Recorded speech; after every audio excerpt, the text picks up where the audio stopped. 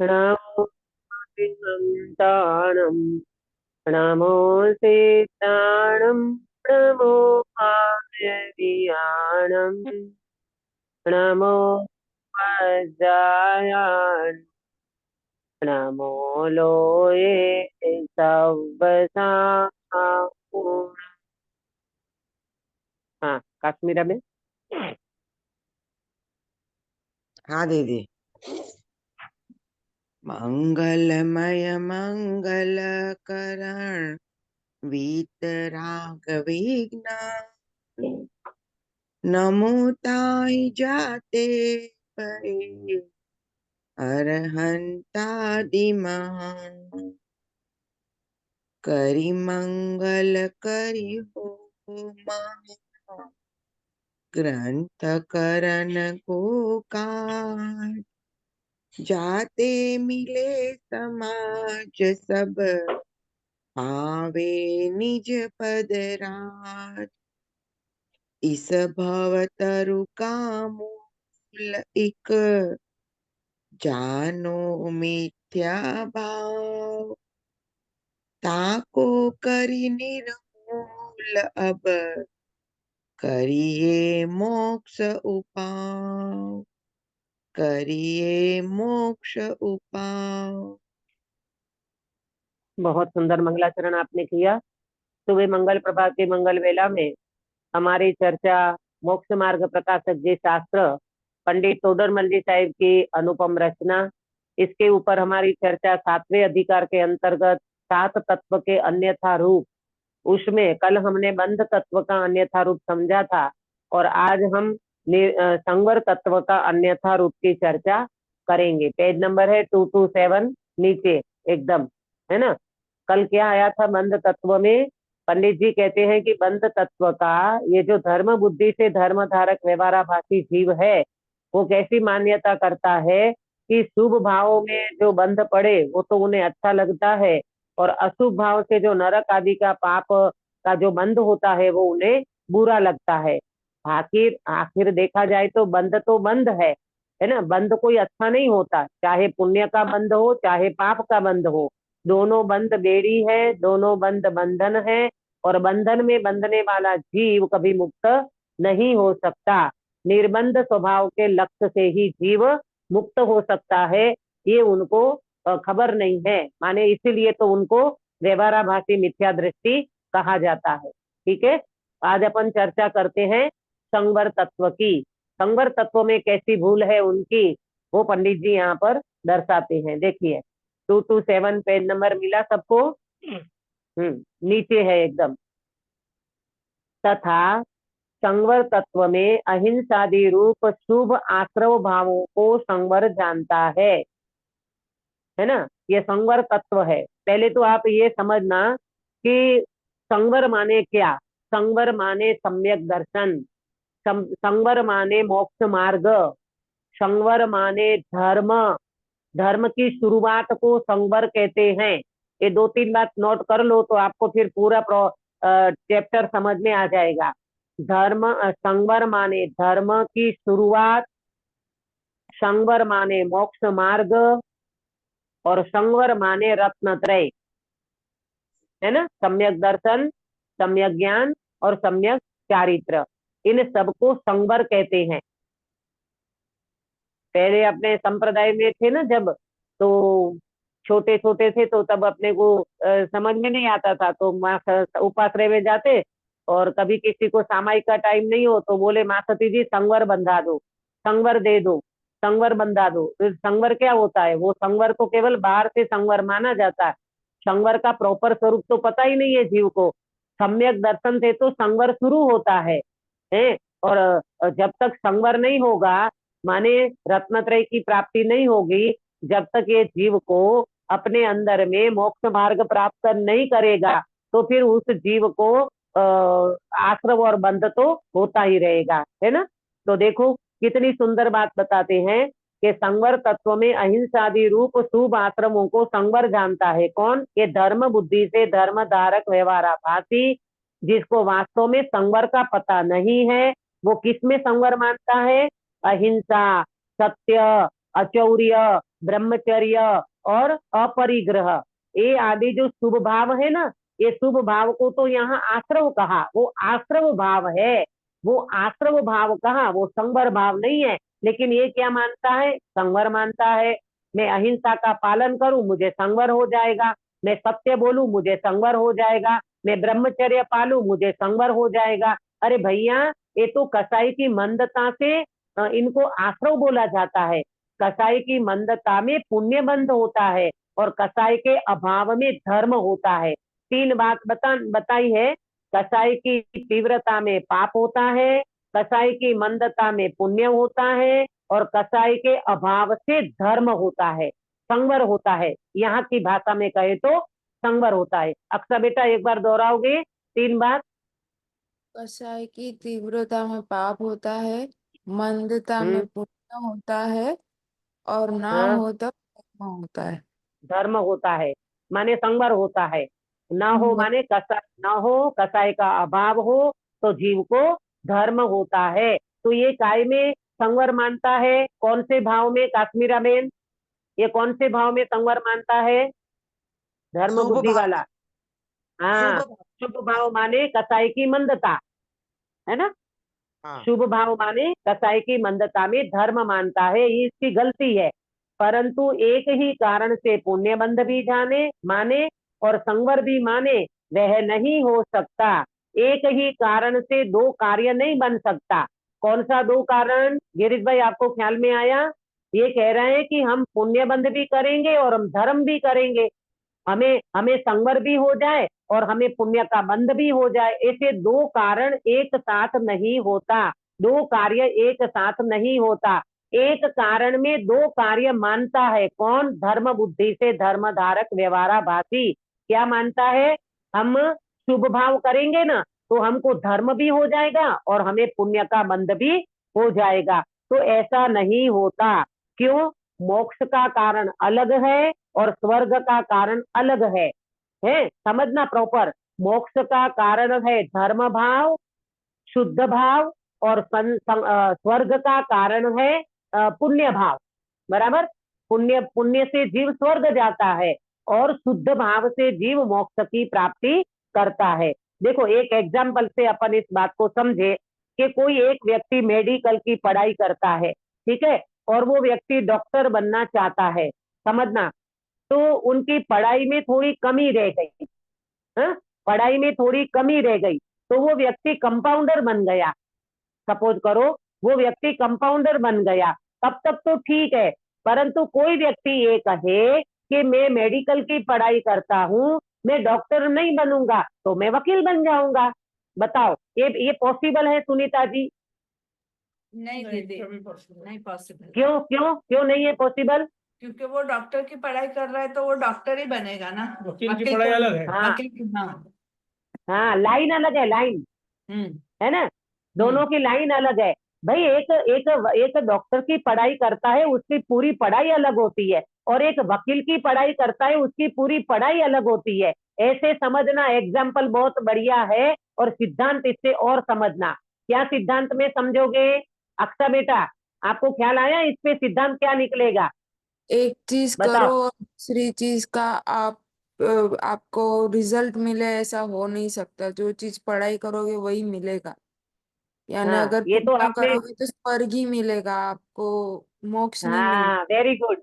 वो ये कह रहा है कि हम पुण्य करेंगे ना, माने हम शुभ भाव करेंगे, तो शुभ भाव करेंगे तो पहले तो उनको मोक्ष चाहिए उसी से। बोले ठीक है, मोक्ष नहीं जाएंगे तो हम स्वर्ग चले जाएंगे। लेकिन भैया वो ही कारण से तुम वो ही कारण से तुम मोक्ष चले जाओ, यानी शुभ भाव से तुम मोक्ष भी चले जाओ और शुभ भाव से तुम स्वर्ग चले जाओ, ये दो काम एक भाव से नहीं बनेगा। दोनों की लाइन अलग है। दोनों की लाइन अलग को कौन क्लियर करेगा प्रेमलता जी? दोनों की लाइन अलग माने यहाँ सिद्धांत में क्या क्लियर करोगे, कैसे समझोगे?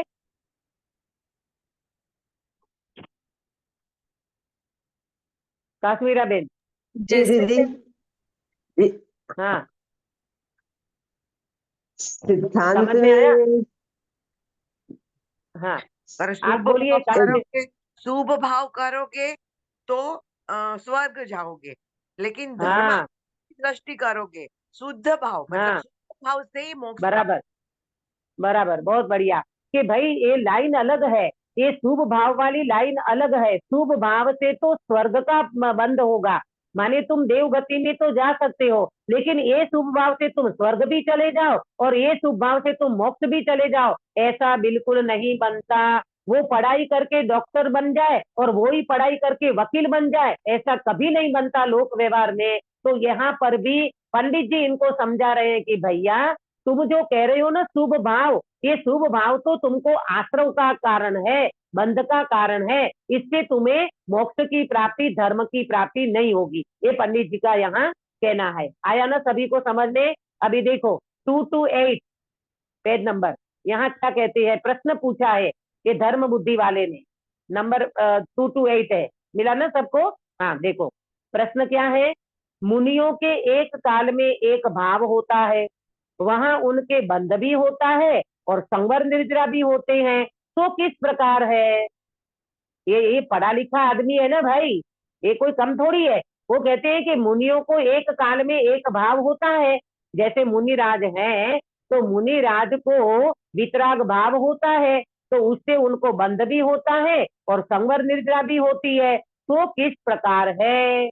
आप हमें जवाब दो कि मुनिराज को बंध भी होता है और मुनिराज को संवर निर्जरा भी होती है, एक काल में और एक भाव से, तो ये कैसे होता है वो हमें पंडित जी समझाओ। प्रश्न समझ में आया? गिरीश भाई रिपीट करिए प्रश्न को, क्या समझ में आया आपको ये प्रश्न? हाँ मैंने, मुनिराज को एक काल में एक भाव ही होता है, तो हाँ उनको बंद बंद भी होता है और सवर निर्जरा भी होती है। हाँ, तो पहले ये समझो कि मुनिराज को एक भाव माने वितराग भाव, वितराग भाव। मुनिराज को राग भाव की बात नहीं है, यहाँ वितराग भाव की बात है। तो बोलते ये ने प्रश्न करा, प्रश्न इनका बिल्कुल सही है कि भाई आप ये कह रहे थे ना अभी कि पुण्य से तो स्वर्ग मिलेगा, पुण्य से तुम्हें मोक्ष नहीं मिलेगा, तो बोले वहां उनको वितराग भाव है, तो उनको वितराग भाव से बंध भी होता है और उनको संवर निद्रा भी होती है। तो हमको भी क्या होगा, हम पुण्य करते हैं तो हमको स्वर्ग भी मिलेगा और हमको मोक्ष भी मिल जाएगा। तो पंडित जी यहाँ पर देखो कितना प्रॉपर जवाब देते हैं। समाधान, वह भाव मिश्र रूप है। कौन सा भाव? वितराग भाव में मिश्रता है, कुछ वितराग हुआ है, कुछ सराग रहा है। ये आपको समझ में आया? कुछ वितरागता और कुछ सरागता। बताइए सुनीता जी, कितनी वितरागता और कितनी सरागता? वितरागता तो 100% है। मतलब सरागता तो उस टाइम की जितनी उनकी मतलब योग्यता होगी उतनी ही उतना ही राग रहेगा। हाँ, यहाँ पर आप कसाई चौकड़ी लगाओ। हाँ कसाई चौकड़ी, कसाई, तीन कसाई चौकड़ी। हाँ तीन कसाई चौकड़ी का अभाव हुआ है, एक बाकी 3 है। कसाई चौकड़ी का अभाव हुआ है ना, तो तो जितनी उतनी मतलब वितरागता हाँ उतनी वितरागता। हाँ, और और एक कसाई चौकड़ी सरागता। जो बाकी है उतनी उनकी सरागता। वेरी गुड, है ना? देखो मुनिराज है ना, तो कुछ वितराग हुआ है, माने 3 कसाई चौकड़ी के अभाव वाली तो उनको वितरागता है। तो फिर सराग क्या है? बोले संज्वलन कसाई बाकी है ना, तो संज्वलन कसाई संबंधी उनको सरागता है। अक्षा बेटा समझ में आ रहा है ना आपको? हाँ दीदी। हाँ हाँ, तो देखो जो अंश वितराग हुए उनसे संवर है और जो अंश सराग रहे उनसे बंध है। हाँ, ये वितराग भाव में दो दो मित्र भाव बताया ना, तो उसमें जितनी वितरागता उतना संवर और जितनी सरागता उनसे बंध होता है। तो एक भाव से तो 2 कार्य बनते हैं, ये ऐसे वितराग भाव से तो 2 कार्य बनेंगे, परंतु एक प्रशस्त राग ही से पुण्य आश्रव भी मानना और संवर निर्जरा भी मानना सो ब्रह्म है। ये प्रेमलता जी शाह आप बता सकते हो कि ये प्रशस्त राग से पुण्य और प्रशस्त राग से संवर निर्जरा मानना भ्रम क्यों है? प्रशस्त राग भी बंध का कारण है दीदी, से मोक्ष की प्राप्ति नहीं होगी। हाँ इसलिए वेरी गुड, भ्रम है। कि भाई इसलिए भ्रम। पहले तो बात ही गलत है कि प्रशस्त राग से कभी भी संवर निर्जरा नहीं होता। प्रशस्त राग माने शुभ भाव, प्रशस्त राग माने शुभ आश्रव, तो उससे तो बंद होगा ना भाई, उससे मुक्ति कैसे होगी? उससे संवर निर्जरा नहीं होगा। तो फिर मुनिराज को क्यों होता है? भैया मुनिराज को वितरागता प्रकट हुई है, मुनिराज को अकसाय भाव प्रकट हुआ है ना। इसीलिए तुम ये मतलब वो बोलते ना, तो कोई भी चीज कहीं पर भी लगा दो, ऐसे नहीं चलेगा। देखो मिश्र भाव में भी यह सरागता है, ये वितरागता है, ऐसी पहचान सम्यक दृष्टि के ही होती है। ये मिथ्या दृष्टि बेचारा समझता कहाँ है, उनको पता ही नहीं है, उनको क्या पता नहीं है सरागता किसको कहे, वितरागता किसको कहे, ऐसी कोई पहचान नहीं है। देखो सुनो ध्यान से, एक बार जिस जीव ने वितरागता प्रकट की होगी ना, उसी व्यक्ति को पता चलेगा राग और वितरागता क्या चीज है। हाँ, ये धर्म बुद्धि वाले को तो पता ही नहीं है, वो तो शुभ भाव में धर्म की मान्यता करके बैठा है। अब जिस व्यक्ति ने रसगुल्ले का स्वाद चखा ही नहीं है, वो व्यक्ति कैसे बताएगा कि रसगुल्ला कैसा होता है? भाई तुमने खाया क्या, तुमने चखा क्या? नहीं हमने तो नहीं चखा, तो तुम तो गुड़ की रात को भी रसगुल्ला मान लो, उससे थोड़ी काम चलेगा। इसीलिए समझना भाई, सरागता और वितरागता होती तो है, परंतु जिनको वितराग भाव प्रकट होगा उनको जो अंश बाकी रह जाता है, जो कसाई चौकड़ी बाकी रह जाती है, उसमें सरागता होती है, और जितनी कसाई चौकड़ी मिट गई उतनी वितरागता होती है। ये कौन पहचान पाएगा? सम्यक दृष्टि ही पहचान पाएगा। और ये कौन है सुनीता जी, ये कौन है? ये धर्म धारक से धर्मदृष्टि। धर्म दृष्टि से धर्म धारक मिथ्या व्यवहार- दृष्टि धर्म व्यवहार बुद्धि से, हाँ बराबर, धर्म बुद्धि से धर्म धारक व्यवहाराभासी है, इसका मतलब ये मिथ्या दृष्टि जीव है। तो वो कैसे पहचानेगा कि वितरागता और सरागता क्या चीज है? देखो इसलिए अवशेष सरागता को हेय रूप श्रद्धा करता है। अवशेष माने अंकित भैया, अवशेष का मीनिंग क्या होगा?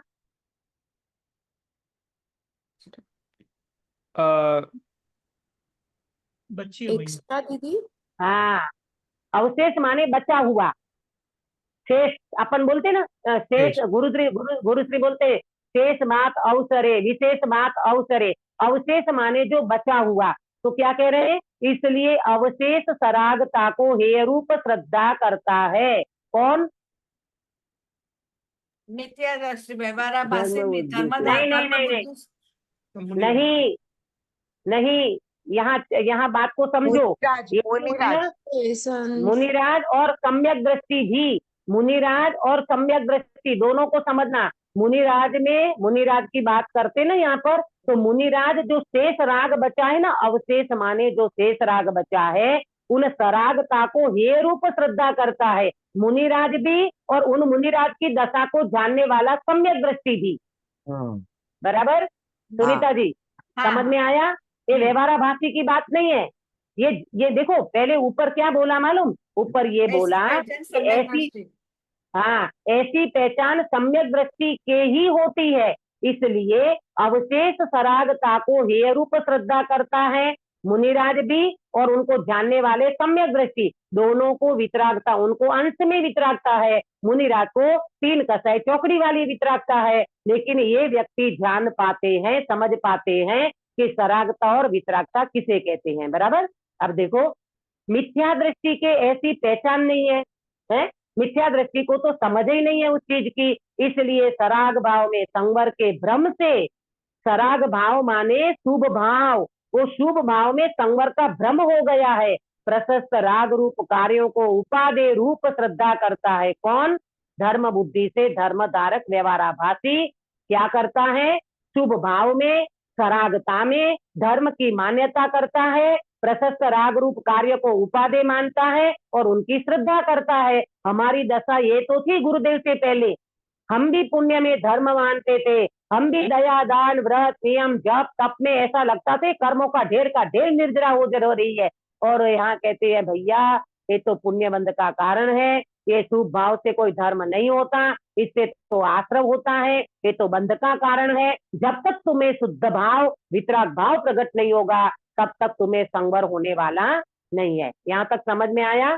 देखो अब कहते हैं सिद्धांत में यानी शास्त्रों में, अब नीचे बताएंगे गुप्ती, समिति, धर्म, अनुप्रेक्षा, परिसजय और चारित्र। आप ये 6 बात नोट कर लो। 6 बात मुनिराज के जीवन में होती है। नंबर 1 गुप्ती, नंबर 2 समिति, नंबर 3 धर्म, नंबर 4 अनुप्रेक्षा, नंबर 5 परिसह जय और नंबर 6 चारित्र। हाँ, ये 6 बातें मुनिराज के जीवन में होती है, यानी मुनिराज इनका पालन करते हैं। ठीक है, तो ये कौन से शास्त्र में आया, तो नीचे बताया तत्वार्थ सूत्र के 9वें अध्याय का दूसरा सूत्र है ना। गुप्ती समिति धर्मानुप्रेक्षा परिसह जय चारित्र ही, इसका मैंने आपको हिंदी ट्रांसलेशन बताया। इसमें से गुप्ती, समिति, धर्म, अनुप्रेक्षा, परिसह जय और चारित्र, ये सब मुनिराज के जीवन में पालन होता है। इन चीजों का मुनिराज पालन करते हैं। तो वो कहते हैं कि ये इनके द्वारा संवर होता है, ऐसा कहा है, तो इनकी भी यथार्थ श्रद्धा नहीं करता। कौन, काश्मीराबेन, कौन नहीं करता? व्यवहाराभासी धर्म बुद्धि से व्यवहाराभासी, धर्म बुद्धि वाला व्यवहाराभासी इनकी भी सच्ची श्रद्धा नहीं करता। अब मालूम, इनका स्वरूप बताएंगे और इनकी गलती भी बताएंगे। ये क्या गलती करता है मुनिराज के जीवन में भी। देखो, ये गुप्ती, समिति, धर्म, अनुप्रेक्षा, परिसह जय और चारित्र, इसका पालन कौन करते हैं? मुनिराज करते हैं। मुनिराज के जीवन में गलती नहीं है, ये व्यवहाराभासी के जीवन में गलती है। हाँ, तो ये किसमें गलती देखता है मुनिराजों की? मतलब ये वाला जो स्वरूप है ना, गुप्ती, समिति, धर्म, अनुप्रेक्षा, परिसह जय और चारित्र, इसमें वो प्रॉपर नहीं समझता गुप्ती को, समिति को, परिसह जय को, धर्म को, है अनुप्रेक्षा को और चारित्र को। तो ये जैसे अपने, वो बोलते ना, जैसा तुमने चश्मा लगाया वैसा तुम्हें दिखेगा। ये उल्टा चश्मा लगाया है ना, तो इसको उल्टा दिखता है। वो ताराचंद का उल्टा चश्मा आता है, क्या आता है तुम्हारे टीवी पे, है ना। ये भाई उल्टा चश्मा लगा के बैठे हैं। तो अब देखना, मुनिराज के जीवन में ये 6 चीजों का पालन करते हैं, तो भी उनको ये प्रॉपर समझ नहीं है। तो वो कैसी गलती करता है, यहाँ पर पंडित जी बताएंगे किस प्रकार। तो कहते हैं, पहली गुप्ती, बाह्य मन वचन काया की चेष्टा मिटाएं, पाप चिंतन न करें, मौन धारण करें, गमनादिक न करें, उसे वह गुप्ती मानता है। मालूम, ये इसकी गलती है। क्या गुप्ती मानता है मालूम? मुनिराज के जीवन में गुप्ती 3 प्रकार की, मन गुप्ती, वचन गुप्ती और काय गुप्ती। हाँ, गुप्ती पता है 3 प्रकार की, मन गुप्ती, वचन गुप्ती और काय गुप्ती। हाँ, तो ये क्या क्या मानता है मालूम? मन वचन काया से। तो पहले बताए कि पाप चिंतन न करे तो मन गुप्ती हो गई, लेकिन ये सही नहीं है, ये गलती बता रहे हैं पंडित जी। ये मानता है पाप का चिंतन न करे तो गुप्ती हो गई, मन गुप्ती हो गई, मौन धारण कर लिया तो गुप्ती हो गई, मन गुप्ती हो गई, गमन आदि न करे तो कौन सी गुप्ती हो गई? वचन गुप्ती हो गई। नहीं, गमन आदि न करे तो काय गुप्ती हो गई, काय गुप्ती हो गई। पाप का चिंतन न करे तो मन गुप्ती हो गई, और मौन धारण करे तो वचन गुप्ती हो गई। बराबर, 3 गुप्ती समझ में आई। ये इनकी एक इसकी गलती हो रही, बता रहे पंडित जी, धर्म बुद्धि वाले की गलती बता रहे हैं कि गुप्ती का स्वरूप प्रॉपर नहीं समझता। वो ये समझता है कि मुनिराज पाप का चिंतन नहीं करते तो उनको मन गुप्ती हो गई, मुनिराज मौन धारण कर लेते हैं तो उनको वचन गुप्ती हो गई, और मुनिराज गमन आदि नहीं करते तो उनको काय गुप्ती हो गई। तो क्या ये बात सही है? पंडित जी कहते नहीं, ये बात सही नहीं है। तो यहाँ तो मन में भक्ति आदि रूप प्रशस्त राग से नाना विकल्प होते हैं। अब समझना, मुनिराज को भगवंतों के प्रति भक्ति आती है, तो मुनिराज के जीवन में प्रशस्त राग होते हैं, नाना प्रकार के विकल्प होते हैं। वचन काय की चेष्टा स्वयं ने रोक रखी है, वहां शुभ प्रवृत्ति है और प्रवृत्ति में गुप्तीपना बनता नहीं है। इसलिए वितराग भाव होने पर जहां मन वचन काया की चेष्टा न हो वही सच्ची गुप्ती है। आपको मैं बताऊं, कुल मिला करके ये कह रहे हैं पंडित जी कि जब जीव को, माने मुनिराज को निर्विकल्प शुद्धोपयोग होता है, उस समय उनको वितराग भाव होता है और वहां मन वचन काय तीनों गुप्ती हो जाती है। वितराग भाव को ही गुप्ती कहते हैं। स्वरूप में मुनिराज गुप्त हो जाते हैं, तब उनको गुप्ती होती है और उसको कहते हैं निश्चय गुप्ती। और व्यवहार गुप्ती में तो मन में शुभ चिंतन भी होगा, वचन से वचन वर्गणा भी निकलेगी और काया से गमन आदि क्रिया भी होगी। ऐसा नहीं है। देखो एक बात को समझना, तुम्हारे घर में बहू के सामने चलती नहीं है, बट बेटे की बहू है, उसके सामने तुम्हारी चलती नहीं है, तो आप क्या बोलोगे? अरे भैया हम तो मौन रखते हैं, हम तो किसी को कुछ बोलते ही नहीं है, हम तो किसी को कुछ कहते ही नहीं है। सच बताना, किसी को कुछ कहते नहीं हो ये अभिप्राय है, तुम्हारे अभिप्राय में क्या है? कुछ कहते नहीं हो ये कह करके तुम क्या बताना चाहते हो? तुम बहुत बड़े शांत धर्मात्मा हो ये बताना चाहते हो कि वास्तव में देखा जाए तो तुम्हारी घर में चलती नहीं है बहू के सामने, इसलिए बोल नहीं पाते हो? बोलो काश्मीरा बेन। हाँ दीदी, चलती नहीं है और फिर बोलते हैं कि मैं हाँ, चुप रहता हूँ। चलती नहीं है तो चुप बैठे हो। अब हाँ जरा सा भी चले ना घर में तो पता चले कितनी तुम सत्ता दिखाते हो, लेकिन चलती नहीं है तो बेचारे करे क्या? तो बहू के सामने चुप बैठ जाओ, मौन ले लो, चुप बैठ जाओ। यहाँ कह रहे हैं ये जो मान रहा है ना व्यवहाराभासी कि वो तो मौन रहते हैं, वो तो बोलते नहीं है, वो तो गमन आदि नहीं करते, तो उसकी काय गुप्ती हो गई। बोले ऐसा स्वरूप नहीं है। देखो एक बात को समझना, निश्चय गुप्ती माने अपने स्वरूप में गुप्त हो जाना, अपने वितराग भाव में ठहर जाना, इसको कहते हैं निश्चय गुप्ती। और व्यवहार गुप्ती में तो गमन आदि क्रिया होती है, परंतु उपयोग पूर्वक करेंगे, वचन भी हित मित प्रिय बोलेंगे, और मन में जो चिंतन करेंगे वो भी शुभ चिंतन होगा। है ना गिरीश भाई, आपको समझ में आ रहा है? चालू तो हाँ ऐसे ही हुआ ना कि मौन रहो तो उससे, चुप रहो तो उससे फिर आगे बढ़ेगा, भले वो धर्म नहीं है पर हाँ, चालू तो उससे लेकिन ही मालूम, होगा। हाँ नहीं बात देखो ऐसा है बेटा, जहां आपकी चलती नहीं है वहां तुम मौन रहते हो, और अंदर में बोलने का अभिप्राय, इंटेंशन तो गलत है ना उनका। अरे मेरी चलती नहीं है इसलिए मैं बोल नहीं पा रहा हूँ, तो अभी मैं उनको चखा दूं, दिखा दूं, समझ बता दूं, ये भाव गलत है ना अक्सा बेटा? ये भाव गलत है, पर ये भाव तो सही है ना दीदी कि मैं कुछ बोलूं वो गलत हो जाए, उससे अच्छा तो मैं मौन रहूं, चालू हाँ करूं इसलिए लेकिन, तो बोलना बंद हो फिर। हाँ ये आपकी बात ठीक है, लेकिन इसमें आप पहले अभिप्राय को सही करना। मैं, हाँ ये आपका भाव ठीक है कि भाई मैं बोलूं और गलत बोल दूं इससे अच्छा तो मैं मौन रहूं, लेकिन आप पहले ये समझना मैं बोलने वाला नहीं हूं, मैं तो अभाषक आत्मा हूं, मैं बोल सकता ही नहीं हूं, ये भाव पहले अंदर में आना चाहिए। अगर ये भाव अंदर में नहीं आया ना तो फिर आपको बोलने का अभिमान भी हो जाएगा, अच्छा बोलोगे तो अभिमान करोगे, और थोड़ा अच्छा नहीं बोल पाओगे तो फिर आपको अंदर से गिल्टी फील होगा। तो ऐसा नहीं, पहले मैं अभाषक आत्मा हूं, मैं बोल सकता ही नहीं हूं, आया समझ में? और फिर आप मौन रहो, शांत रहो, वो एक शुभ भाव है, वो एक क्या बोलते हैं इसको, एक प्रशस्त भाव है। ठीक है, ये तो अपन भी कई बार ऐसा सोच लेते हैं ना, कई बार देखो हम लोग जाते रहते हैं सभा, क्या बोलते हैं, प्रवचन वगैरह करने समाज में, है ना? तो कई बार ऐसा वातावरण हो जाता है आपस में, क्या बोलते हो, सृष्टियों में, तो अपन मौन रह जाते हैं, अपने को ख्याल आ जाता है कि अभी यहाँ बोलने जैसा नहीं है। फिर वो अपने पास आएंगे तब अपन उनको शांति से समझाते हैं कि भैया धर्म के काम में ऐसा नहीं करो, ये कसाय है, ये मान कसाय है, ऐसा अच्छा नहीं लगता, उस समय आप चुप रह जाओ, मौन रह जाओ, तो ये अलग बात है। लेकिन कहने का मतलब ये है, अभिप्राय इंटेंशन क्या है? ये धर्म बुद्धि वाले का इंटेंशन तो ये है कि नहीं बोलोगे तो गुप्ती हो जाएगी, बोलोगे तो गुप्ती नहीं होगी, ये कोई बात नहीं है। बोलने से गुप्ती नहीं होगी ये कोई बात नहीं है। हाँ, पहले अंदर में वितराग भाव को प्राप्त कर लेते हैं और उसके बाद बोलते हैं तो हित मित प्रिय बोलेंगे, इसके अलावा मुनिराज कुछ नहीं बोलेंगे, तब उनको गुप्ती सच्ची है। ठीक है, ये गुप्ती का प्रकरण हुआ। अब देखो समिति। दीदी, गुप्ती माने, हाँ, गुप्ती माने क्या?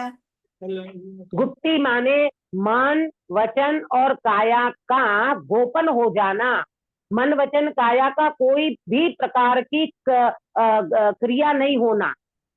सच्ची निश्चय गुप्ती, निश्चय गुप्ती वो है, आप अपने स्वभाव में ठहर जाओ, आप अपने स्वभाव में लीन हो जाओ, उसका नाम है सच्ची निश्चय गुप्ती। ठीक है, फिर व्यवहार गुप्ती में क्या होगा?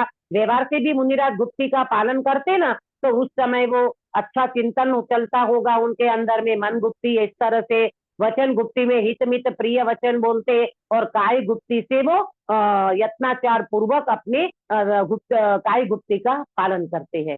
ये है मुनिराजों की निश्चय व्यवहार गुप्ती।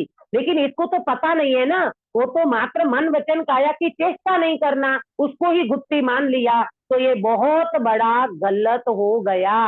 ये दीदी, व्यवहारा क्रिया भारती बोल को सकते हैं, गुप्ती यानी क्रिया बोल सकते हैं ऐसे, अगर शॉर्ट में बोले है तो करेक्ट ना। क्रिया, क्रिया मतलब ऐसा क्रिया जो बोलते हैं उसको क्रिया बोल सकते हैं। हाँ मतलब देखो व्यवहार में सुनो सुनीता जी, व्यवहार में उसको क्रिया कहेंगे, मन की क्रिया, वचन की क्रिया, काय की क्रिया। तो गुप्ती माने वचन, मन से, वचन से और काया से ये क्रिया को करना, वो है व्यवहार गुप्ती। और ये क्रिया नहीं करना और अपने स्वभाव में चले जाना, ये है निश्चय से गुप्ती। आया समझ में? ठीक है। हाँ, इस तरह से। अब देखो समिति, काश्मीरा बेन आपको आया समझ में प्रॉपर? हाँ दीदी आया। है ना? हाँ हाँ ये इनकी इनकी गलती भी पंडित जी ने निकाली हाँ और हाँ इनका स्वच्छता स्वरूप भी पंडित जी ने बता दिया।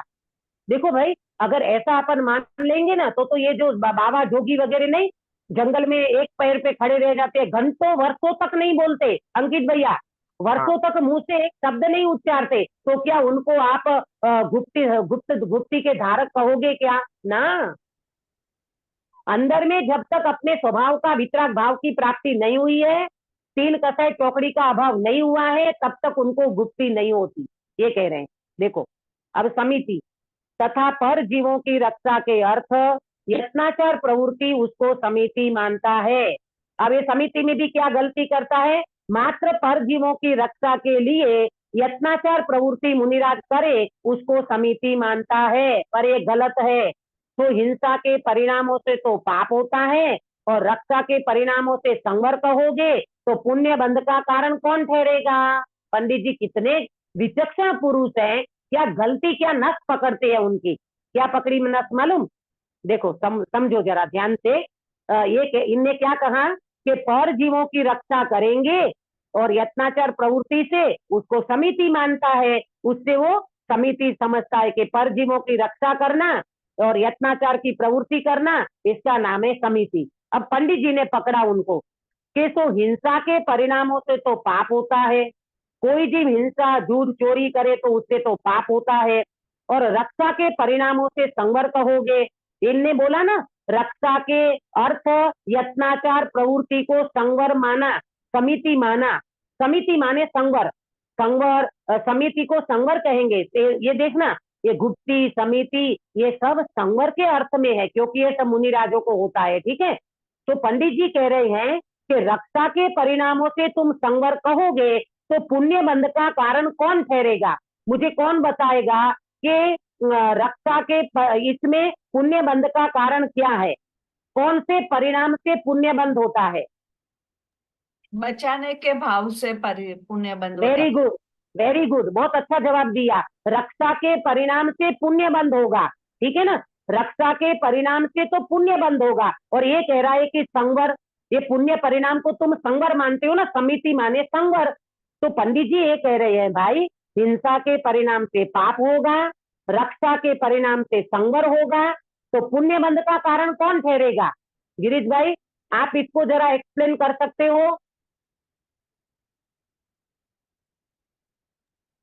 हाँ, मैंने अभी ये जो भी पाप या जितने भी भाव होते हैं, जो रक्षा का भी भाव होता है, उससे पुण्य बंदी होगा, माने वो वितराग नहीं होगा।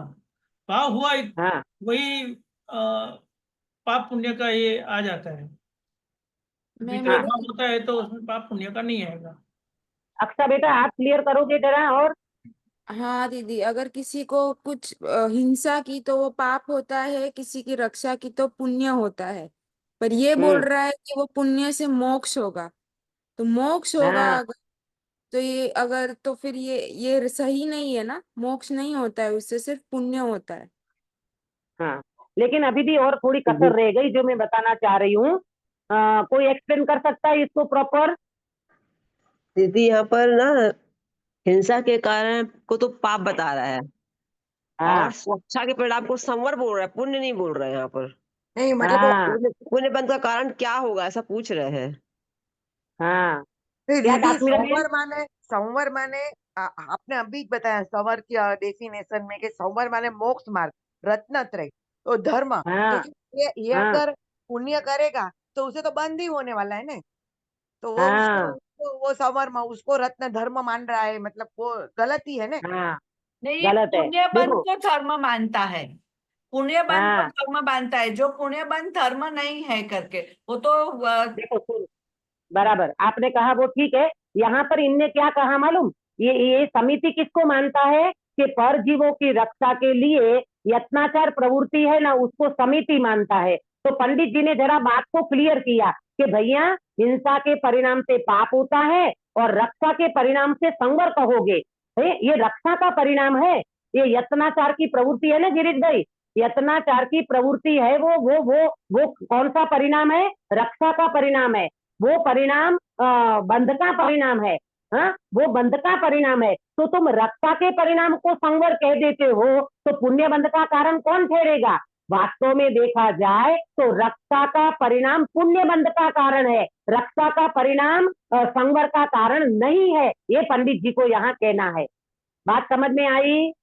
हाँ अंकित दीदी। भैया, अंकित भैया जरा हाँ क्लियर करो, क्या समझ हाँ में हाँ। आया?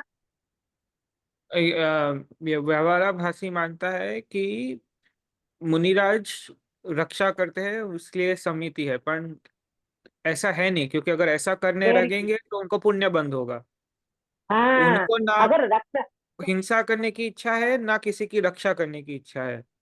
हाँ, वो उनको तो समिति जो है ना वो वितराग भाव प्रकट हुआ है, फिर भी व्यवहार में समिति का पालन करते हैं, जीवों की दया पालते हैं। तो पंडित जी का ये प्रश्न है, भैया तुमने रक्षा के परिणाम को संवर कह दिया, उसको तुम समिति मान लेते हो, तो फिर पुण्य बंध का कारण कौन ठहरेगा? अरे भैया रक्षा के परिणाम ये पुण्य बंध का कारण है, रक्षा का परिणाम समिति नहीं है, निश्चय समिति की बात है। रक्षा का परिणाम निश्चय समिति नहीं है, वितराग भाव में निश्चय समिति होती है।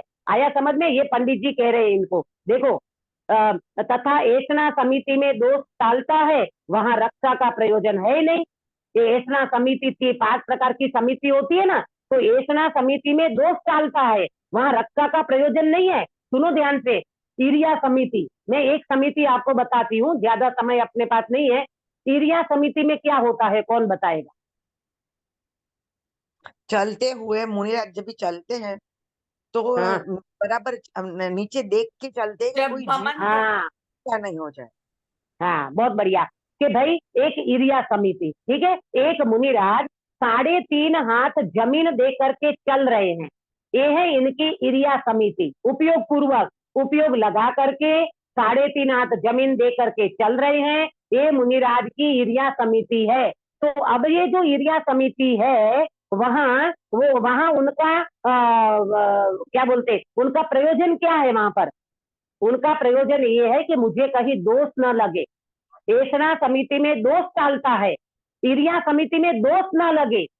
वहां रक्षा का प्रयोजन है नहीं, इसलिए रक्षा ही के अर्थ समिति नहीं है। रक्षा का प्रयोजन नहीं है का मतलब क्या समझना, रक्षा का प्रयोजन नहीं है मतलब मुनिराज मात्र रक्षा के लिए नहीं करते, मुनिराज तो अपने शुद्धात्मा की दृष्टि रख करके, वितराग भाव को साथ में लेकर के वो मुनिराज समिति का पालन करते हैं। मुझे ईरिया समिति में कहीं दोष न लग जाए, मैं गमन करूं तो कहीं किसी जीव की हिंसा ना हो जाए, तो मात्र वहां अकेला रक्षा का प्रयोजन नहीं है, उनका प्रयोजन उनके वितराग भाव का भी साथ में है।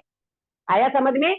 इसलिए रक्षा ही के अर्थ समिति नहीं है, मात्र रक्षा करने के लिए समिति नहीं है, नहीं तो उनसे मात्र पुण्य बंद होगा। उनकी उनकी समिति तो अपने स्वभाव के लिए है, वितराग भाव के लिए है। ये मिथ्या दृष्टि को पता नहीं है, ये धर्म बुद्धि वाले को पता नहीं है, इसलिए गलती कर रहा है। आया समझ में? निश्चय समिति किसको कहा? निश्चय समिति माने, देखो अभी बताते हैं। तो समिति कैसी होती है, समिति होती क्या है ये बताओ? मुनियों के किंचित राग होने पर गमनादि क्रिया होती है। मुनिराज को जितना राग बाकी है ना, उतना राग के अकॉर्डिंग उनकी गमन आदि क्रिया होती है। ईरिया समिति, भाषा समिति, ऐसना समिति, ये सारी समितियों का पालन करते हैं। वहां उन क्रियाओं में अति आसक्ता के अभाव से प्रमाद रूप प्रवृत्ति नहीं होती। किसके कारण? अति आसक्त नहीं होने के कारण। क्या नहीं होता? प्रमाद रूप प्रवृत्ति नहीं होती। तो मुनिराज कैसे चलेंगे? ऊपर देख के चलेंगे कि बराबर प्रॉपर 3 हाथ भूमि देख के चलेंगे। 3 हाथ तीन भूमि हाथ देख के भूमि चलेंगे ना देख के। दीदी। हाँ, 3 हाथ भूमि देख के चलेंगे, उनको प्रमाद नहीं है। देखो एक बात ध्यान से सुनना, अपन इधर उधर नजर करके चले, मोस्टली अज्ञानी जीव की नजर मालूम नीचे देख के चल करके नहीं होती नहीं है, वो इधर उधर देख के चलता है, फिर भी कोई किसी जीव की हिंसा नहीं हुई, हाँ, तो उसको दोष लगेगा कि नहीं। और मुनिराज 3.5 हाथ भूमि देख करके चल रहे हैं और अचानक कोई जीव आ गया, उड़ता कोई जीव आ गया और उनके पैर के नीचे दब गया और वो जीव मर गया, मुनिराज को दोष लगेगा कि नहीं? नहीं लगेगा, नहीं लगेगा नहीं दीदी। लगेगा दीदी। क्यों? मुनिराज, क्यों नहीं लगेगा? वो तो देख बुद्धिपूर्वक करके ही चल चल रहे हैं ना। रहे थे, लेकिन ये मतलब जो अचानक जो आ गया, अचानक जो साथ में ही नहीं हाँ, था। तो हाँ, इसके लिए उनके जबकि वो जो मिथ्या दृष्टि है जो इधर उधर देख बराबर, के चलता है, हाँ, उसका आपका सुनो, बराबर, आपका प्रॉपर जवाब है कि भाई वो देख करके चल रहे थे और अचानक कोई जीव आ गया तो उसमें मुनिराज को दोष नहीं लगेगा। पर जो जीव इंटेंशन क्या है, इधर उधर देखता है, कोई इंटेंशन नहीं है जीव को बचाने का, इसका मतलब अभिप्राय से पाप लगता है, अभिप्राय से ही जीव को बंध होता है। तो वो भले ना इधर उधर देख के चलता है और जीव नहीं भी मरा तो भी उसको पाप लगेगा लगेगा और लगेगा, क्योंकि उनका इंटेंशन गलत है। वो देख के क्यों नहीं चलता? इसलिए उनको अभिप्राय से पाप लगता है। और मुनिराज देख के चल रहे थे और अचानक कोई जीव आ गया तो मुनिराज को उतना पाप बंध नहीं होगा। तो अब देखो क्या कह रहे हैं, मंद दोष तो लगेगा ही ना, थोड़ा थोड़ा तो थोड़ा। लगेगा पर अभिप्राय वाला दोष नहीं लगेगा। अभिप्राय वाला जितनी हिंसा हुई उतना, परंतु मुनिराज का इंटेंशन गलत नहीं था ना, तो उतना पाप नहीं लगेगा। देखो दीदी तो वहां उन क्रियाओं, तो उनका हम्म, भले इंटेंशन नहीं है दीदी, पर वो भी उनसे जीव की हिंसा तो नहीं हुई ना, तो पुण्य ही हुआ ना ये तो। अरे वाह, ये तो बहुत अच्छी बात बताई आपने। इधर उधर देखो, जीव की हिंसा नहीं होती है तो उनको पाप नहीं लगेगा। अरे उनको तो अभिप्राय का पाप जबरदस्त लग रहा है, पुण्य की क्या बात करे। और पुण्य भी ऐसा नहीं बंधता जो पुण्य मुनिराज को बंधता है, जो सम्यक दृष्टि को बंधता है। आया समझ में? हाँ, उसको तो पाप का ही बंध होगा और टूटा फूटा पुण्य बनता है, उससे कुछ भला होता नहीं है, ये समझ लेना। इसीलिए हर चीज में पहले आत्मा की मुख्यता रखना, तब सारे काम सधेंगे। आत्मा ही गायब हो जाएगा तो पुण्य तो बिल्कुल क्या बोलते, वरराजा वगरनी जान, दुल्ला बिना की बारात, ऐसा काम है। एक आत्मा को खड़ा नहीं करोगे तो कहीं पर भी मजा नहीं आएगा, माने पुण्य का भी ठिकाना नहीं रहेगा और धर्म तो बहुत दूर की बात है। देखो, तथा अन्य जीवों को दुखी करके अपना गमनादिक प्रयोजन नहीं साधते, इसलिए स्वयं में भी दया फलती है। इस प्रकार सच्ची समिति है। अन्य जीवों को दुखी करके, दूसरों को दुखी करके अपना गमनादिक प्रयोजन नहीं साधते। कौन? गिरिधर कौन? मुनिराज। मुनिराज। हाँ, मुनिराज। यहाँ प्रॉपर ध्यान देना कहाँ क्या बात चल रही है। अब अन्य जीवों को दुखी करके अपना गमनादिक प्रयोजन नहीं साधते मुनिराज, इसलिए स्वयमेव ही दया फलती है। दया पालने जाते नहीं है और दया पाले बिना रहती नहीं है। इस प्रकार सच्ची समिति है।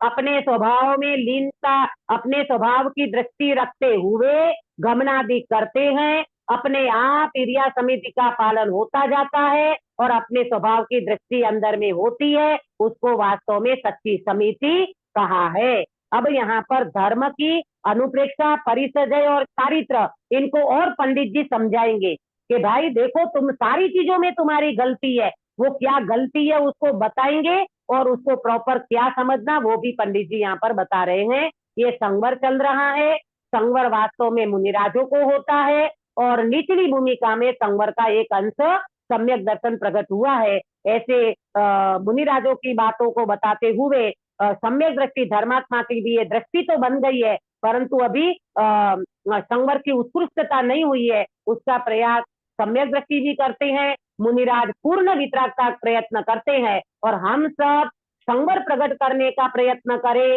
संवर को प्रॉपर समझे, आश्रव को आश्रव समझे, बंध को बंध समझे और संवर को प्रॉपर समझे। मात्र दया पालने को संवर न समझ ले, मात्र उपवास आदि करने को संवर न समझ ले, परंतु अंतरंग स्वरूप समझते हुए वास्तव में शुद्धात्मा का अनुभव, शुद्धात्मा की प्रतीति, शुद्धात्मा की दृष्टि, यही वास्तव में संवर है। उसका अनुभव करते हुए हम सब मोक्ष मार्ग को प्रशस्त करें, इस मंगल भावना के साथ में बात को विराम देती हूँ।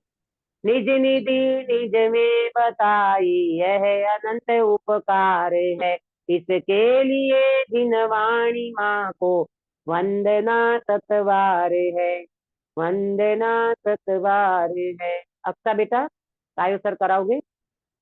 जी नमो अरिहंताणं नमो सिद्धाणं नमो आयर्याणं नमो वज्राणं नमो लोय सव सामणं नमो अरिहंताणं नमो सिद्धाणं नमो आयर्याणं नमो वज्राणं नमो लोय सव सामणं नमो अरिहंताणं नमो सिद्धाणं नमो आयर्याणं नमो वज्राणं नमो लोय सव सामणं नमो अरिहंताणं नमो सिद्धाणं नमो आयर्याणं नमो वज्राणं नमो लोय सव सामणं नमो अरिहंताणं नमो सिद्धाणं नमो आयर्याणं नमो वज्राणं नमो लोय सव सामणं नमो अरिहंताणं नमो सिद्धाणं नमो आयर्याणं नमो वज्राणं नमो लोय सव सामणं नमो अरिहंताणं नमो सिद्धाणं नमो आयर्याणं नमो वज्राणं नमो लोय सव सामणं नमो अरिहंताणं नमो सिद्धाणं नमो अरिहंताणं नमो सिद्धाणं नमो आयर्याणं नमो वज्राणं नमो लोय सव सामणं नमो अरिहंताणं नमो सिद्धाणं नमो आयर्याणं नमो वज्राणं नमो लोय सव सामणं